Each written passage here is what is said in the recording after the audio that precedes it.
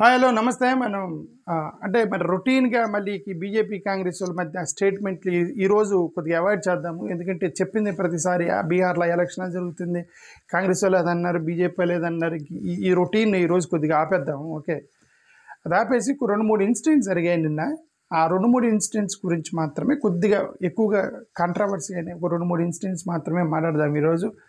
ఇదే ఢిల్లీ యూనివర్సిటీలో ఒక స్టూడెంట్ ఒక ప్రొఫెసర్ని కొట్టింది నిన్న. అది అంటే దీని లోపల డీటెయిల్స్కి వెళ్ళబోయే ముందు నేను కూడా I also belong to teaching fraternity.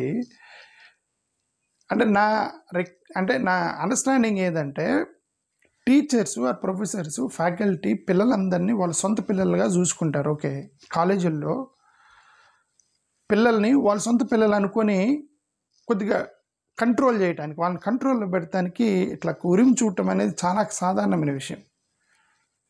Control, ఇప్పుడు మన ఇంట్లో పిల్లలు కొద్దిగా తప్పు చేస్తున్నారన్నప్పుడు మీరు గట్టిగా ఇట్లా ఉరిమి చూస్తే పిల్లలు కంట్రోల్ అవుతారని ఒక పేరెంట్స్ యొక్క మైండ్ సెట్.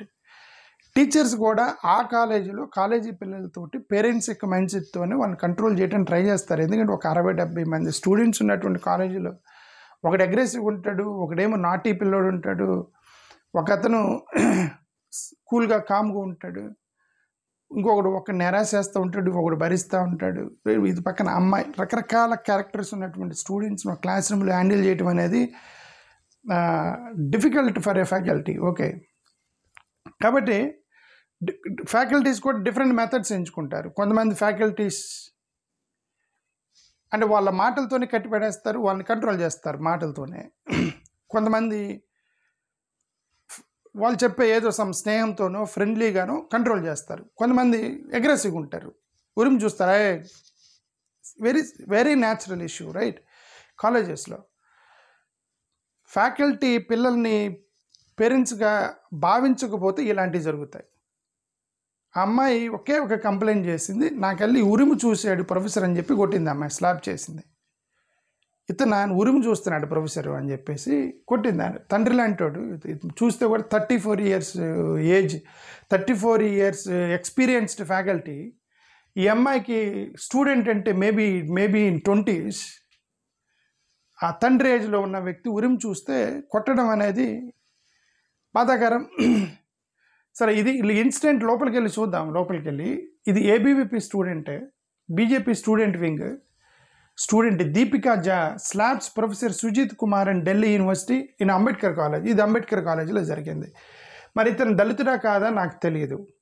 కొన్ని సోషల్ మీడియాలో, ట్విట్టర్లో అక్కడ ఇక్కడ దళిత్ ప్రొఫెసర్ని కొట్టారని చెప్పి తిప్పుతున్నారు. బట్ నాకు ఆన్లైన్లో అయితే ఒక స్పెసిఫిక్ కన్ఫర్మేషన్ అయితే నాకు తెలియదు ఇతను దళిత్ ప్రొఫెసరా లేదని. అందుకని నేను కన్ఫర్మ్ చేయట్లేదు ఇతను దళిత్ ప్రొఫెసరా లేదా అని. ఇప్పుడు కొంతమంది చెప్తున్నారు దళిత్ ప్రొఫెసర్ మీద అటాక్ చేశారు ఢిల్లీ యూనివర్సిటీలో. ఏబీవీపీ స్టూడెంట్ ఒక అమ్మాయి దీపికా జా స్లాప్ చేసింది అని చెప్పేసి చెప్తున్నారు సోషల్ మీడియాలో. అఫ్కోర్స్ జా జనరల్గా ఇన్ జనరల్ నాకు తెలియదు, ఈ అమ్మాయి క్యాస్ట్ తెలీదు. జనరల్గా ఇన్ జా ఈజ్ ఎ బ్రాహ్మణ్. ఇతను బ్రాహ్మణ్ అయితే ఇతను దళితుడు అయితే మాత్రం ఇప్పుడు మళ్ళీ దీన్ని కొల్ల రంగు పూలుపుతారు, దీన్ని సోషల్ మీడియాలో తిరిగిద్ది. అది ఇంకా కన్ఫర్మ్ కాలేదు కాబట్టి చూస్తున్నారు. అది నిన్న జరిగింది. లోపలికి వెళ్ళి చూద్దాం అసలు యాక్చువల్గా ఏం జరిగింది అనేది. ఇది ఆ అమ్మాయి కొట్టడం క్లియర్గా కనిపిస్తుంది. So she slapped him. ప్రొఫెసర్ని స్లాప్ చేసింది ఒక స్టూడెంటే. ఇది ఇక్కడ కాంగ్రెస్ వాళ్ళు అఫ్కోర్స్ ఇది పొలిటికల్ స్టేట్మెంట్. వాళ్ళు ప్రెస్ మీట్ పెట్టి ఢిల్లీ యూనివర్సిటీలో ఒక ప్రొఫెసర్ని కొట్టింది అమ్మాయి, ఏబీవీపీని బ్యాన్ చేయండి అని చెప్పేసి వీళ్ళు ఒక ప్రెస్ మీట్ పెట్టారు. ఇది ప్రొఫెసర్ ఏమన్నాడు, I was force to resign, she slapped me. నన్ను బలవంతం చేశారు అక్కడ రాజీనామా చేయమని. ఆయన రిజైన్ చేశాడట, బలవంతం పెట్టారట. అక్కడ నువ్వు రాజీనామా చేయాల్సిందంటే రాజీనామా చేశాడట. అతను రాజీనామా చేయగానే కొట్టిందట అమ్మాయి. అంటే డ్యూటీలో ఉన్నప్పుడు కొడితే ప్రాబ్లం అవుతుంది అని చెప్పి బలవంతం చేసి రాజీనామా చేసిన తర్వాత కొట్టారే అని అతను చెప్పాడు. Okay, the professor slapped by DUS, Delhi university students union ఏదో పెట్టారు. అదే that is actually one kind of, మరి వీళ్ళకి ఏబీవీపీ వాళ్ళకి ఏదో లింక్ ఉన్నట్టుంది. ఓకే, డిఎస్యుఎస్యు వాళ్ళకి. Delhi college turns violent, Ambedkar college teacher assault sparks outrage. ఇది అంబేద్కర్ కాలేజీకి సంబంధించిన స్టూడెంట్ని, ప్రొఫెసర్ని కాలేజీలో ఉన్నటువంటి ప్రొఫెసర్ని. అది ఇతను దళితుడే కాదు నాకు కన్ఫర్మ్ లేదు, కొంతమంది దళితులు అని చెప్పి తిప్పుతున్నారు, బట్ కన్ఫర్మేషన్ లేదు కాబట్టి మీకు చెప్పట్లే.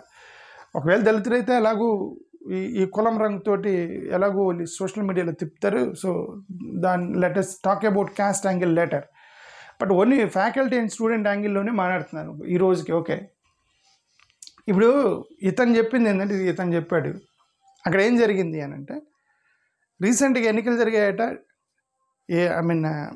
ఎన్నికల్లో ఏబీవీపీ అనేది బీజేపీకి సంబంధించిన స్టూడెంట్ వింగ్, ఎన్ఎస్యుఐ అనేది కాంగ్రెస్కి సంబంధించిన స్టూడెంట్ వింగ్. ఈ ఎన్ఎస్యుఐ స్టూడెంట్ ప్రెసిడెంట్ అయ్యాడట ఢిల్లీ యూనివర్సిటీలో. రీసెంట్గా జరిగిన ఎన్నికల్లో వాళ్ళు ఏదో మీటింగ్ పెట్టారట. మీటింగ్ పెడితే ఆ మీటింగ్లోకి ఎవరో ఒక ఎన్ఎస్యు స్టూడెంట్ స్టేజ్ మీద కనిపిస్తే ఏబీవీపీ విద్యార్థులు అబ్జెక్షన్ చెప్పారు. అతను రిప్రజెంటేటివ్గా ఎన్నిక కాలేదు, అంటే నాన్ ఎలక్టెడ్ మెంబర్ ఎవడో స్టేజ్ మీద ఉండి ఉంటాడు. అంటే నాకు తెలిసినటువంటి సమాచారం చెప్తున్నా. కాబట్టి వీళ్ళు అబ్జెక్షన్ చెప్పారట, అతన్ని స్టేజ్ దించండి అని. అక్కడేదో వాళ్ళకి స్టూడెంట్స్ మీద గొడవ అయ్యి వీళ్ళు ఆ ఎన్ఎస్యు రీసెంట్గా ఎన్నికైనటువంటి ప్రెసిడెంట్ మీద దాడి చేశారంటే మరి తోసుకున్నారా కొట్టుకున్నారా అనేది, but there is an attack on the NSU student by ABVP leaders అనేది స్టూడెంట్స్ అనేది అక్కడ ఢిల్లీ యూనివర్సిటీలో జరిగిన సమాచారం. సో అది ఎలాగూ వీళ్ళు కొట్టుకున్నప్పుడు జనరల్గా ప్రిన్సిపల్కి వెళ్ళిద్ది, అది సమాచారం ప్రిన్సిపల్ దగ్గరికి వెళ్ళింది. ఇతన్ని పిలిచారట, సుజిత్ కుమార్ ప్రొఫెసర్ని ప్రిన్సిపల్ పిలిచాడట. ఇది వాళ్ళు పిల్లలు ఏదో కొట్టుకున్నారట. ఇతను డిసిప్లినరీ కమిటీకి సంబంధించిన ఒక మెంబరు, యూనివర్సిటీలో డిసిప్లినరీ కమిటీకి సంబంధించిన మెంబర్ కాబట్టి ఇతన్ని పిలిచి ప్రిన్సిపల్ చెప్పాడట, పిల్లలు ఏదో గొడవ పడుతున్నారు చూడమని ఇతనికి చెప్పితే ఆయన వెళ్ళాడట. ఆ ఇద్దరు గ్రూపులను పిలిచాడంటండి. He called both the groups. ఇక్కడ చూడండి, ఇక్కడ 2 గ్రూపులు స్టూడెంట్స్ ఉన్నారు. ఈలోపు పోలీసులకు ఎవడో సమాచారం ఇస్తే పోలీసులు కూడా వచ్చారు. అంటే ఇక్కడ ఈ సమక్షంలో అమ్మాయి ఫ్యాకల్టీని కొట్టిన సమక్షంలో ఇక్కడ ఎన్ఎస్యు విద్యార్థులు ఉన్నారు, ఏబీవీపీ విద్యార్థులు ఉన్నారు, పోలీసులు ఉన్నారు. ఆ పోలీసుల సమక్షంలో మళ్ళీ ఇద్దరు కొట్టుకున్నారట. ఫస్ట్ ఎవరు ఎన్ఎస్యు వాళ్ళు ఏబీవీపీ వాళ్ళు మళ్ళీ కొట్టుకున్నారట అక్కడ. ఈలోపు పోలీసులు వచ్చారు. మరి ఏం జరిగింది, అమ్మాయి సడన్గా లేచి ఆయన్ని ఫ్యాకల్టీని కొట్టింది. అది అక్కడ యాక్చువల్గా జరిగింది. ఇతను ఏమంటాడంటే, నేను డిసిప్లినరీ యాక్షన్ మెంబర్ని కాబట్టి వాళ్ళిద్దరిని పిలిచి నేను ఏం జరిగిందని తెలుసుకొని వాళ్ళు షార్ట్అవుట్ చేయడానికి ట్రై చేస్తున్నాను, పిల్లలు కొట్టుకుంటున్నారు కాబట్టి నేను ఆమె డిసిప్లినరీ మెంబర్. ఈ అమ్మాయి ఎందుకు కొట్టామంటే నాకు ఉరిముకు చూశాడు నా వైపుకి అని చెప్తుంది. ఈ అమ్మాయి ఏం చెప్తుంది, నా వైపుకి ఉరిము చూశాడు అని చెప్తుంది. అది ఇక్కడ నేను స్టార్టింగ్లోనే ఇంట్రడక్షన్లో చెప్పింది ఏంటంటే, కొంతమంది డిఫరెంట్గా తీసుకుంటారు. కొంతమంది ఇప్పుడు ఈ పిల్లలు చదువు చెప్పేంత వరకు వాళ్ళకి పెద్దగా బ్యాక్గ్రౌండ్లోకి వెళ్ళరు. టీచింగ్, వాళ్ళ ఫ్యాకల్టీ టీచింగ్ సబ్జెక్ట్ వరకు మ్యాథమెటిక్స్ టీచ్ చేస్తున్నాడు, మంచిగా టీచ్ చేస్తున్నప్పుడు అక్కడ కులము మతం ఏమి ఉండవు. పిల్లలు చదువుకోవడానికి వస్తారు, టీచర్ బాగా చెప్తున్నాడు రాసుకొని పోతారు, అంతవరకు ఓకే. అక్కడ ఏమీ వివక్ష కానీ ఏమి ఉండదు, పిల్లల మధ్య ఫ్యాకల్టీస్ మధ్య ఏమి ఉండదు. బట్ బియాండ్ ఎడ్యుకేషన్ కొద్దిగా ఎలాంటి యాక్టివిటీస్లోకి వెళ్ళినప్పుడు డిసిప్లినరీ యాక్షన్ అని చెప్పి అక్కడ గొడవ అని చెప్పి ఇక్కడ గొడవ అని చెప్పేసి ఎక్స్ట్రా కరిక్యులర్ యాక్టివిటీస్ దగ్గర కొద్దిగా ఉరిమి చూసినా కొట్టినా అక్కడ బ్యాక్గ్రౌండ్ చెక్ చేస్తారు. ఈడెవడరా నన్ను ఉరిమి చూడటానికని అటాక్ జరిగిద్దని నేను అంటున్నాను. ఇతని బ్యాక్గ్రౌండ్ తెలియకుండా అమ్మాయి అటాక్ చేయదని నా ఉద్దేశం. ఇతని బ్యాక్గ్రౌండ్ని చెక్ చేయకుండా, అంటే it can be A caste background or it can be A political affiliation background, ఏదో ఒకటి చూసుకొని అమ్మాయి అటాక్ చేసి ఉంటుంది అని నా ఉద్దేశం. సరే, ఎనివే ఈ అమ్మాయి అపాలజీ నేను చూడండి, ఇది అపాలజీ కూడా నేను టీచింగ్ ఫ్రాటర్నిటీకి అపాలజీ ఇతనికి చెప్పట్లా అపాలజీ, నేను టీచింగ్ ఫ్రాటర్నిటీకి అపాలజీ చెప్తున్నాను. నేను నా వైపు ఊరిని చూశాడు కాబట్టి నేను కొట్టాను టీచర్ని అని చెప్పి ఒక వీడియో రిలీజ్ చేసింది. నన్ను క్షమించండి టీచింగ్ ఫ్యాకల్టీ మొత్తం అని నేను ఒక వీడియో రిలీజ్ చేసింది అమ్మాయి. సరే, అది నడుస్తుంది, దాని విషయం తర్వాత చూద్దాం. ఓకే, ఇది సుధామూర్తి అండ్ నారాయణమూర్తికి సంబంధించినటువంటి ఇష్యూ జరుగుతుంది. సుధామూర్తి అండ్ నారాయణమూర్తి వాళ్ళిద్దరూ క్యాస్ట్ సర్వేకి మేము పార్టిసిపేట్ చేయమని కర్ణాటకలో చెప్పారు. సిద్ధరామయ్యకి కోపం వచ్చింది. సిద్ధరామయ్య చెప్పాడు, నువ్వు ఇన్ఫోసిస్ సీఈఓ అయితే ఎవడైతే నాకేంటే, నువ్వేం తెలుగులో వాడు అనుకున్నావా అంటే నా భాషలో చెప్తున్నా. వాళ్ళు డీసెంట్గా మాట్లాడుకుని ఉంటారులేండి, ఎవడో వాడు అని మాట్లాడుంటారు. నాకు చెప్తున్నా, ఓకే మన భాషలో మీకు అర్థమయ్యే భాషలో నువ్వు సీఈఓ ఎవడైతే నాకేంటే నువ్వు తెలుగున్నవాడు అనుకుంటున్నావా ఏంటి అంటే, నేను ఎందుకు ఇతని గురించి అగ్రెసివ్గా మాట్లాడుతున్నాను. I don't have good opinion on some of the CEOs. వాళ్ళు ఎందుకంటే రీసెంట్ కొన్ని స్టేట్మెంట్లు చేశారు, ఎంప్లాయీస్ని ఎంత నీచంగా మీరు ఇళ్ళకి వెళ్ళొద్దు, ఇళ్ళకి వెళ్ళి భార్యలతో ఏం చేస్తారు, రోజంతా పని చేయండి, 7 గంటలు పని చేయండి, 24 hours పని చేయండి అంటే human dignity labour, human labour private ఎంప్లాయీస్ని మీద కనీసం మానవత్వం ఉండాలి. వాళ్ళకి ఫ్యామిలీ పిల్లలు ఉంటారు, 8 గంటలు పని చేయించుకొని పంపించాలి ప్రైవేట్ ఆర్గనైజేషన్. వివక్ష అంటే ఏమంటారు, ఎక్స్‌ప్లాయిటేషన్ ఆఫ్ లేబర్. ఇండియాలో ఎక్స్‌ప్లాయిటేషన్ ఆఫ్ లేబర్. ఒక డ్రైవర్ని 24 hours పని చేపిస్తారు. కొంతమంది డ్రైవర్ని, యాక్చువల్గా డ్రైవర్ 8 గంటలు పని చేసి, ఒక రాజకీయ నాయకుడు ఎమ్మెల్యే ఉన్నాడు, యాక్చువల్గా ఎమ్మెల్యేకి 3 డ్రైవర్లు ఉండాలి. ఎందుకు? ఎమ్మెల్యే 24 hours ఏదో ఒక మీటింగ్లో ఉన్నప్పుడు 24 గంటలు 3 డ్రైవర్లు ఉండాలిగా. ఒకే డ్రైవర్ని పెట్టుకొని నడిచే ఎమ్మెల్యేలు ఉన్నారు. వాడికి టైం ఉండదు, ఏముండదు, రోజు ఎప్పుడు వెళ్తే అప్పుడు పోవాలి. అది ఎక్స్‌ప్లాయిటేషన్ కదా.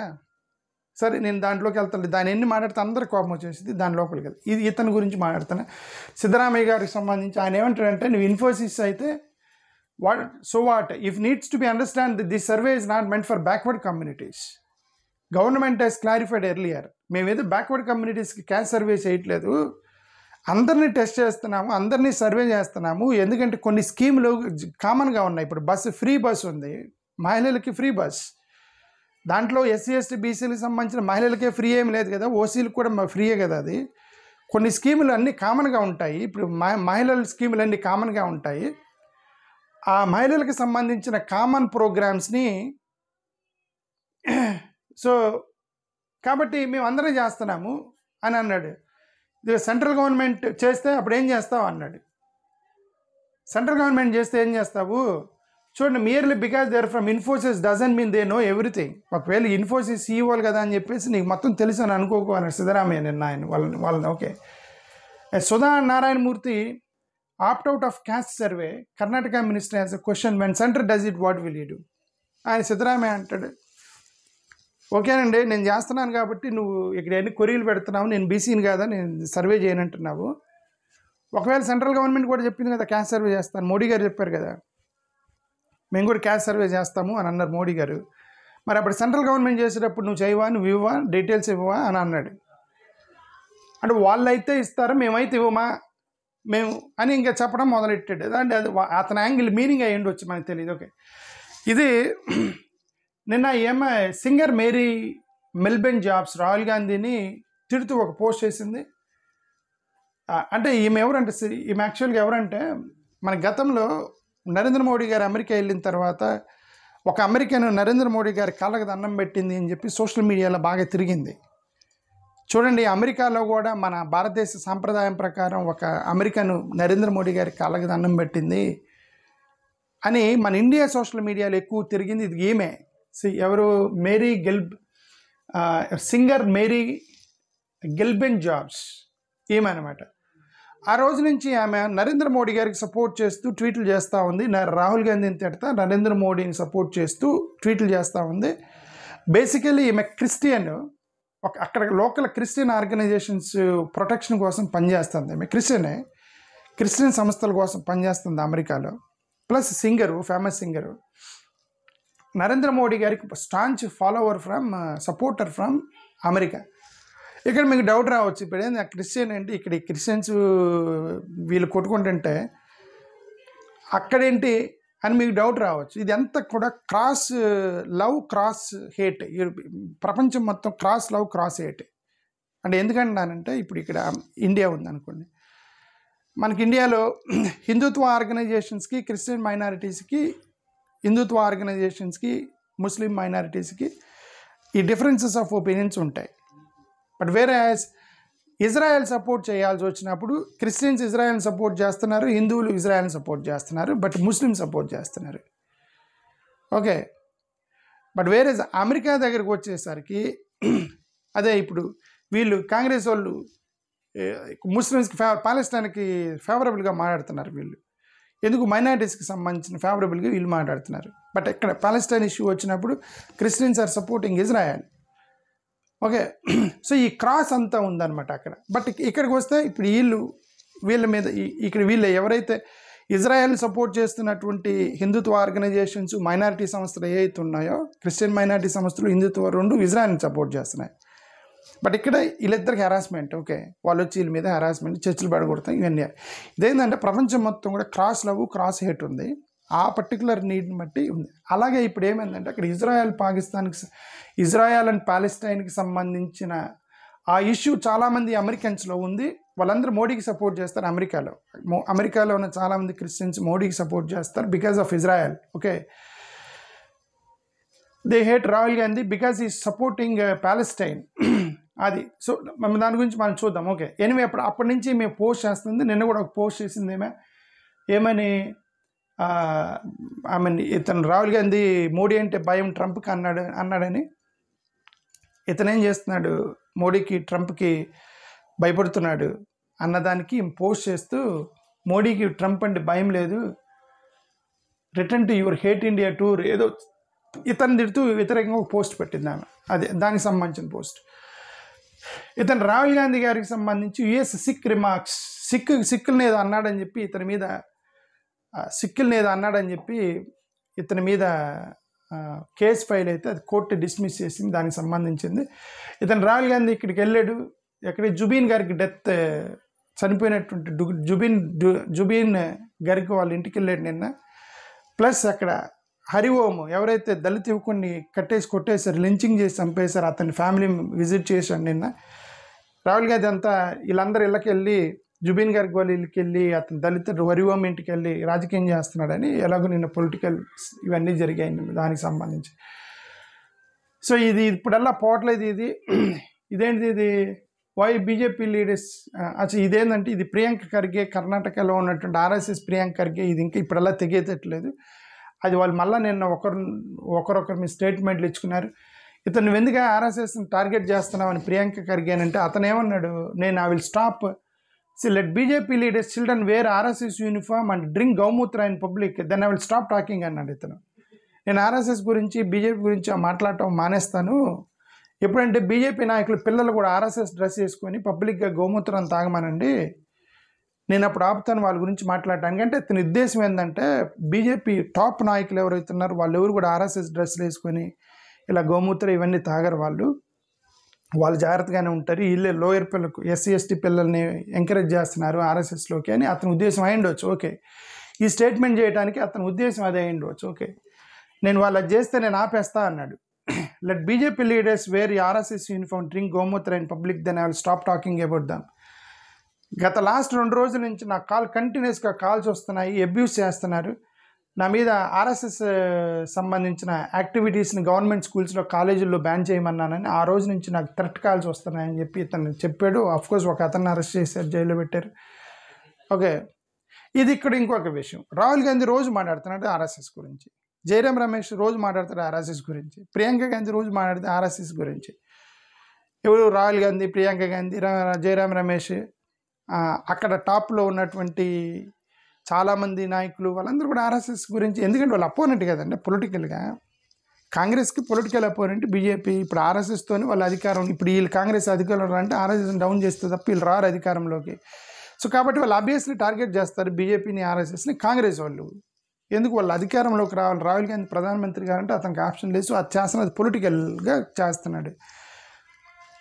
రాహుల్ గాంధీ ఇన్నిసార్లు ఆర్ఎస్ఎస్ని, బీజేపీని అతని మీద ఎప్పుడూ అటాక్ చేయలేదు. ఇది మల్లికార్జున ఖర్గేకి థ్రెట్ కాల్ చేస్తున్నా బికాజ్ ఈజ్ ఎ దళిత్. అదే నేను బ్యాక్గ్రౌండ్ చెక్ చేయకుండా ఇలాంటివి చెయ్యరు వీళ్ళు. బ్యాక్గ్రౌండ్ చెక్ చేయాలి.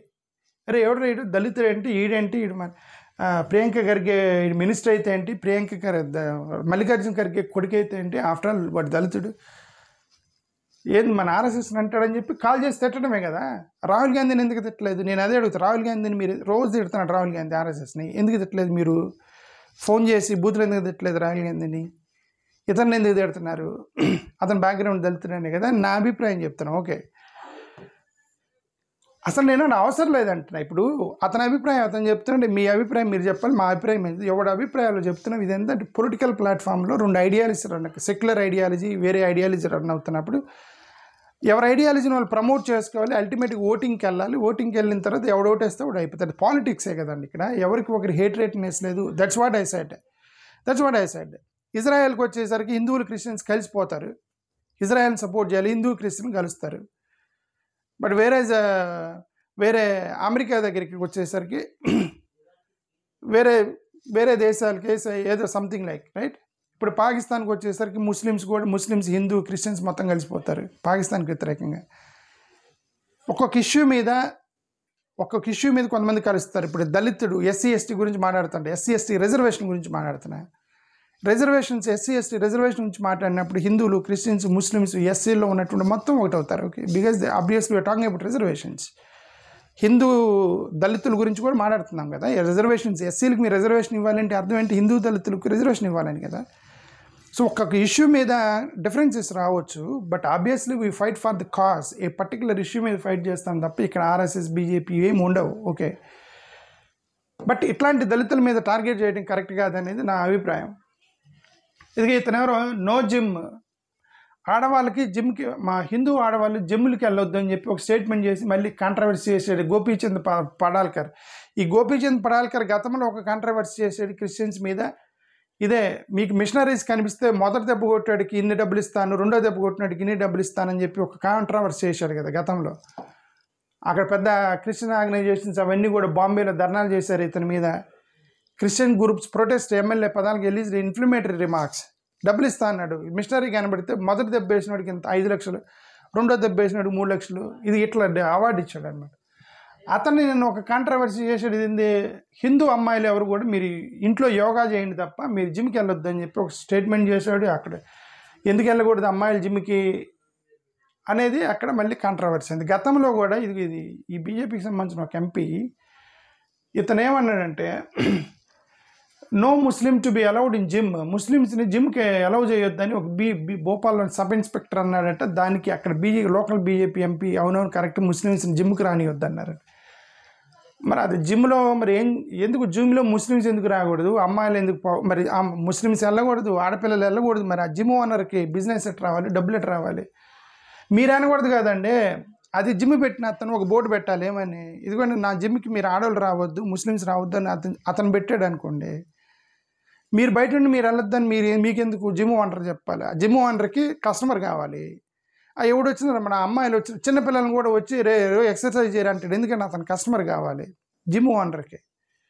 మీరు ఇట్లా ఆడవాళ్ళని వెళ్ళొద్దు, ముస్లిమ్స్ని వెళ్ళొద్దు, చిన్నపిల్లలు వెళ్ళొద్దు అంటే ఇంకా ఆ జిమ్ములు నడిచేదట్ట, వాళ్ళు బతికేదట్ట. ఓకే,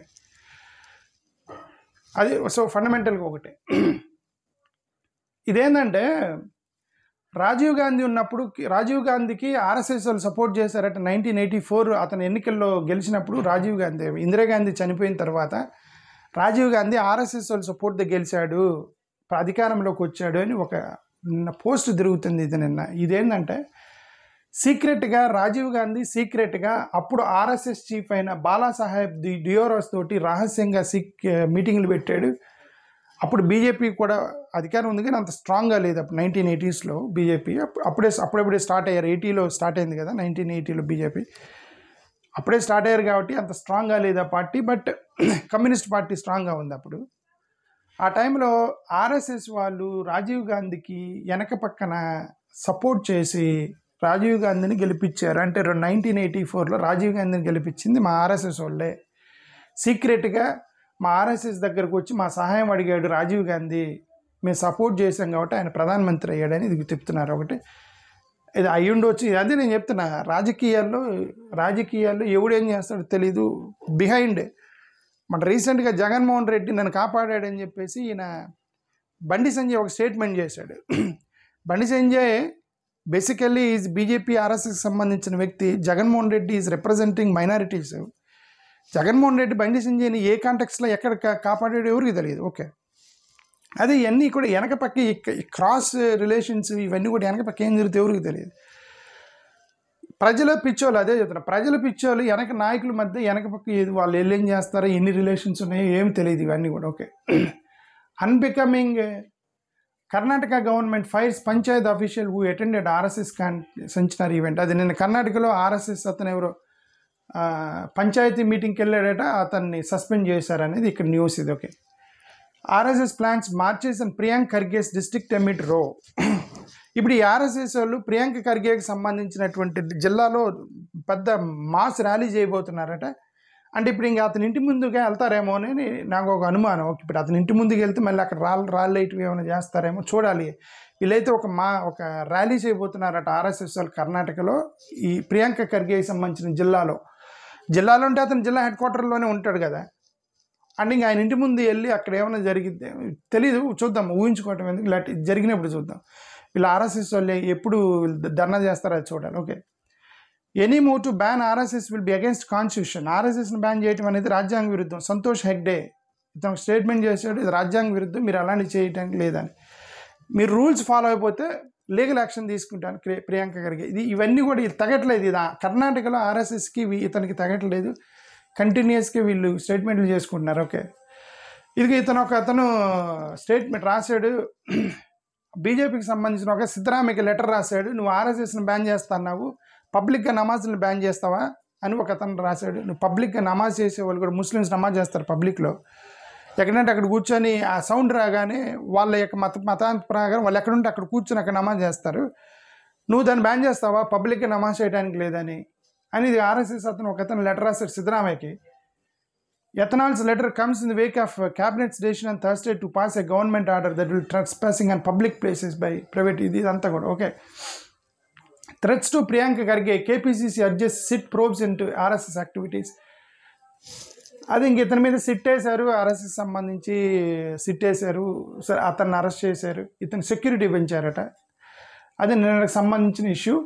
నిన్న ఆంధ్రప్రదేశ్లో ఇద్దరు ముస్లింలు టెర్రరిస్టులు, జైషీ మహమ్మద్కి సంబంధించిన ఇద్దరు టెర్రరిస్టులు లింకులు ఉన్నాయని ధర్మవరం జిల్లాలో అరెస్ట్ చేశారు నిన్న ముస్లిమ్స్ని ఇద్దరిని, ఆంధ్రప్రదేశ్కి సంబంధించి. ఓకే, మరి వీళ్ళిద్దరు ఈ ముస్లిం పిల్లలు అంటే ధర్మవరంలో అక్కడి నుంచి ఆపరేషన్స్ మొదలు పెడుతున్నారా, వీళ్ళు పోలీసులకు ఏదో డౌట్ వచ్చిందేమో తెలియదు, ఇద్దరిని అరెస్ట్ చేశారు ఆంధ్రప్రదేశ్లో. జైషీ మహమ్మద్తో వీళ్ళకి లింక్స్ ఉన్నాయనేది ఒక ఎలిగేషన్, వాళ్ళిద్దరిని పట్టుకెళ్ళారు పోలీసులు నిన్న ఆంధ్రప్రదేశ్ ధర్మవరం నుంచి. హైకోర్టు ఇది ఏమంటారు, స్టాలిన్కి సంబంధించి అది కులాల పేర్లు తీసేయాలి, స్ట్రీట్లకి ఉన్న కులాల పేర్లు తీసేస్తాను ఒక జీవో ఇచ్చాడు. ఇక నుంచి నాదర్ గల్లీ, బ్రాహ్మణ గల్లీ, హరిజనపాలెం, ఇవన్నీ రెడ్డిపాలెం, కమ్మాపాలెం ఇవన్నీ ఉండకూడదు. కులాల పేరుతో ఏ వీధులు ఏ నగరాలు ఉండకూడదు, ఏ కాలనీలు ఉండకూడదు అని ఒక జీవో ఇచ్చాడు రీసెంట్గా. దాని మీద ఎవరో కోర్టుకి వెళ్ళారట. టెంపరీగా మద్రాస్ హైకోర్టు ఇంటరిమ్ ఆర్డర్ ఇచ్చింది, ప్రస్తుతానికి ఆపండి. కాకపోతే ఏంటంటే అలాంటివి ఎన్ని ఉన్నాయి అంటే కులాల పేరు మీద ఎన్ని కాలనీలు ఉన్నాయి, కులాల పేరు మీద ఎన్ని వీధులు ఉన్నాయి, అవన్నీ కూడా మీరు లిస్ట్ అవుట్ చేసుకుని ఆపరేషన్ మొదలెట్టారని. అంటే వాళ్ళు ఆల్రెడీ రీసెర్చ్ చేస్తున్నారు ఎక్కడెక్కడ ఏ కాలనీకి ఏ పేరు ఉందనేది, దాన్ని చేసుకోండి, కానీ ఆ జీవోని ఆపండి అని చెప్పి జడ్జిమెంట్ ఇచ్చింది నిన్న హైకోర్టు టెంపరీగా. దానికి సంబంధించిన న్యూస్ ఇది. ఓకే, సో ఇంక ఇవన్నీ కూడా అట్రాసిటీస్, అమ్మాయిల మీద జరిగిన కొన్ని రేపులు ఒక 2-3 ఉన్నాయి. ఇది నిన్న కాలేజీ క్యాంపస్లో, బెంగళూరు కాలేజీ క్యాంపస్లో వాడు సీనియర్ అమ్మాయిని బాయ్స్ బాత్రూంలోకి తీసుకెళ్ళిపోయి రేప్ చేశాడట. వాడు ఒక స్టూడెంట్ బెంగళూరు క్యాంపస్లో. ఆ అమ్మాయి సీనియర్ అట, ఇంజనీరింగ్ ఫైనల్ ఇయర్ చదువుతుందంట. ఈడు ఇద్దరు క్లాస్మేట్స్ అట, వాడు అమ్మాయి, ఈ అమ్మాయి వాడు. ఈడు బ్యాక్లాగ్లు ఉన్నాయని చెప్పి ఒక 1 year వెనక్కి వెళ్ళాడంటే ఇప్పుడు జూనియర్ అయ్యాడు వాడు. ఇప్పుడు వాడు జూనియర్, ఆ అమ్మాయి సీనియర్, ఈడు జూనియర్. బట్ బేసికల్గా ఇద్దరు ఫస్ట్ ఇయర్లో సేమ్ క్లాస్మేట్స్. బ్యాక్లాగ్లు ఉన్నాయి కాబట్టి 1 year వెనక్కి పంపించారు ఈయన్ని. సో వాడు జూనియర్ అయ్యాడు. ఇప్పుడు వాడు ఆ అమ్మాయి వచ్చి ఏదో క్యాంటీన్కో ఏదో వెళ్తూ ఉన్నప్పుడు ఏదో అడిగిందంటే, ఇక్కడ రూమ్ ఏదో హెల్ప్ అడిగిందంటే, వాడు పైకి రా అని చెప్పాడట. ఆ అమ్మాయి పైకి వెళ్ళిందంటే, పైకి వెళ్తే అక్కడ ముద్దు పెట్టుకొని ట్రై చేశాడట వాడు అమ్మాయిని. ఆ అమ్మాయి రెసిస్ట్ చేసిందట. వాడు బాత్రూంలోకి లాక్కెళ్ళి అక్కడ ఆ అమ్మాయిని రేప్ చేసి, నీకు పిల్లు కావాలా అని అడిగాడట వాడు. రేప్ చేసిన తర్వాత అంటాడట, నీకు పిల్లు కావాలా అని, పిల్లలు పుట్టకుండా. చూడండి వాడు పిల్లల మైండ్ సెట్ ఎలా ఉందో. ఆ అమ్మాయి 5 రోజులు దాచిపెట్టింది ఈ విషయం. ఫైనల్గా వాళ్ళ అమ్మ నాన్నలకు చెప్పింది. మరి అమ్మాయి ఎందుకు చెప్పిందో, సైలెంట్గా ఉన్న అమ్మాయి 5 రోజుల తర్వాత వాళ్ళ అమ్మ నాన్నకి చెప్పింది. వాళ్ళు వెళ్ళి కేసు పెట్టారు, వాడిని ఎత్తుకెళ్ళారు. నిన్న కాలేజీలో జరిగినటువంటి ఒక రేప్ కేసు. ఇది వెస్ట్ బెంగాల్, కర్ణాటకలో. ఆబ్వియస్లీ ఇదిగో బీజేపీ వాళ్ళు తగిలేరు దాన్ని. ఈ కాంగ్రెస్ గవర్నమెంట్ వల్లే అక్కడ కాలేజీలో అమ్మాయిని రేప్ చేశారు. కాంగ్రెస్ గవర్నమెంట్కి మరి దానికి సంబంధం ఉందంటే మరి అదే. ఇప్పుడు అక్కడ రేప్ జరిగితే తృణమూల్ కాంగ్రెస్ని ఎలా అన్నారు, ఇప్పుడు కాంగ్రెస్ని తగిలేరు అక్కడ బీజేపీ వాళ్ళు. ఓకే, కర్ణాటకలో Maharashtra teen forced into marriage rape 5 arrested. ఇక్కడ ఇది మహారాష్ట్రలో ఒక ట్రైబల్ అమ్మాయిని బలవంతంగా పెళ్లి చేసి, అమ్మాయి మైనర్ అమ్మాయి బలవంతంగా పెళ్లి చేసిన తర్వాత గ్యాంగ్ రేప్ చేశారట. ఇది అక్కడ వాళ్ళందరిని పట్టుకెళ్ళారు, 5 పిల్లల్ని, ఆ అమ్మాయిని రేప్ చేస్తున్నారు. సో అది ఫైనల్గా ఇది మహారాష్ట్రకి సంబంధించిన 58 కోట్ల డిజిటల్ అరెస్ట్. నేను గతంలో చెప్పాను, మీకు సడన్గా కాల్స్ వస్తాయి, వాట్సాప్ కాల్స్ అవి చేస్తారు, యూఆర్ అండర్ అరెస్ట్ అంటారు, మేము సిబిఐ నుంచి చేస్తున్నాము, లేదంటే మేము పోలీస్ ఆఫీసర్ నుంచి మాట్లాడుతున్నాము, సిఐడి నుంచి ఫోన్ చేస్తున్నాము, నువ్వు అరెస్ట్ అయ్యావు, నువ్వు బయటకు వెళ్ళొద్దు, ఇమ్మీడియట్గా డబ్బులు పంపించి నిన్ను రిలీజ్ చేయాలంటే అని చెప్పి నీకు ఒక మెసేజ్ వచ్చింది, నువ్వు భయపడి డబ్బులు ట్రాన్స్ఫర్. అలా 58 కోట్ల రూపాయలు పంపించానంటే కూడా, అంటే ఈడు 58 కోట్ల రూపాయలు డిజిటల్ అరెస్ట్ అంటేనే పంపించాడంటే ఎన్ని కోట్లు స్కామ్ చేసి ఉంటాడు మరి ఈడు. ఓకే, ఆడు పంపించాడట. ఇప్పుడు వాడు కేసు పెట్టాడు, 58 కోట్ల డిజిటల్ అరెస్ట్ అని చెప్పి నాకు స్కామ్ జరిగిందని చెప్పి. వాళ్ళని ఇప్పుడు నిన్న పోలీసులు పట్టుకున్నారు, ఆ స్కామ్ చేసిన వాళ్ళు, డిజిటల్ అరెస్ట్ స్కామ్ చేసిన వాళ్ళు మహారాష్ట్రలో. ఇది దీనికి సంబంధించిన న్యూస్. థ్యాంక్ యూ, నమస్కారం.